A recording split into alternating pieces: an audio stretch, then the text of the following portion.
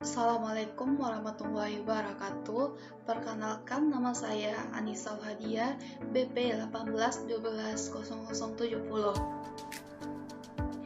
Saya berasal dari jurusan S1 Manajemen Universitas Dharma Andalas.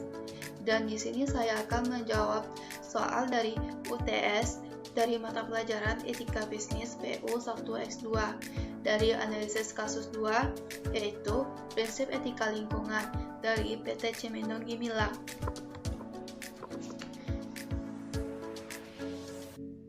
Kasus 2-nya adalah PT Cimindo Gemilang mulai beroperasi di wilayah Payah, Kabupaten Lebak, Banten.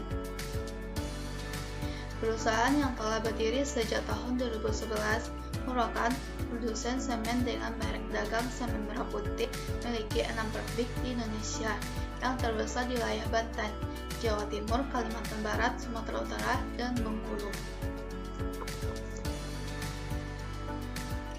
Dari keberadaan pabrik semen justru mengakibatkan kematian bagi kehidupan masyarakat adat ke-10 Payah.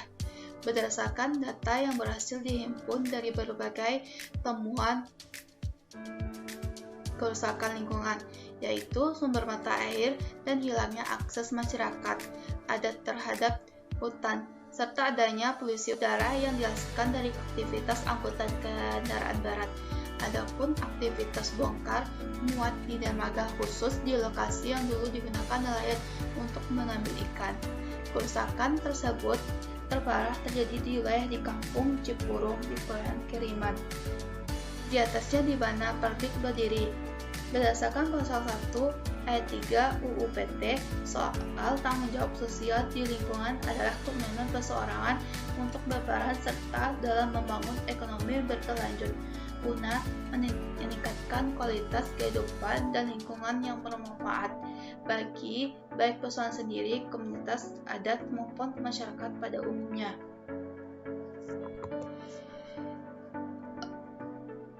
Ulasan berdasarkan prinsip-prinsip etika lingkungan yang saya dapat dari kesimpulannya adalah pada kasus di atas dapat dinilai PT Cimindo Gemilang telah menyalahi etika berbisnis. Dalam berbisnis, seharusnya perusahaan juga telah mempelajari dan memahami tentang faktor kelestarian lingkungan. Seharusnya PT Cimindo Gemilang dapat menghitung dan memperkirakan bahaya dampak yang terjadi dalam proses pabrik tersebut. Sebelum dilakukan industrialisasi, harus ada kajian AMDAL dari pemerintah yang fleksibel yang tidak hanya berkaitan dengan aspek fisik tapi juga lingkungan, budaya, dan mempromosikan masyarakat yang terkena dampak sebagai objek. Maka menurut saya, perusahaan tersebut tidak mengetahui batas tersebut dan banyak masyarakat sekitar dirugikan dan berdampak negatif terhadap lingkungan. Dan salah satu etika perusahaan terhadap lingkungan adalah tidak menimbulkan gangguan atau kerusakan yang dapat mengganggu ketertiban lingkungan sekitar, seperti membuang limbah hasil produksi sembarangan, membuat kebisingan sepanjang waktu, eksplorasi SDA yang berlebihan. Dalam pemerintah harus mengaji ulang izin perusahaan, karena perusahaan tidak mengikuti peraturan yang telah disepakati dengan pemerintah dan adat istiadat yang ada di sana. Beberapa cara agar hubungan perusahaan dengan lingkungan tetap terjaga dengan baik, yaitu dengan sering mengadakan bakti sosial dengan masyarakat sekitar, memberikan panduan dana dan juga beasiswa untuk masyarakat yang kurang mampu, terutama yang bermukim di sekitar perusahaan. Dan masih banyak lagi usaha-usaha yang dapat dilakukan untuk meningkatkan dan menjaga hubungan perusahaan dan lingkungan. Salah satu keuntungan yang akan diperoleh apabila hubungan perusahaan di sekitar lingkungan terjaga dengan citra perusahaan di lingkungan sekitar akan bagus, sehingga kepercayaan masyarakat terhadap perusahaan akan meningkat. Karena yang mana kita ketahui, Membangun kepercayaan adalah hal yang sangat penting dan terkadang butuh usaha yang lebih usaha melakukannya.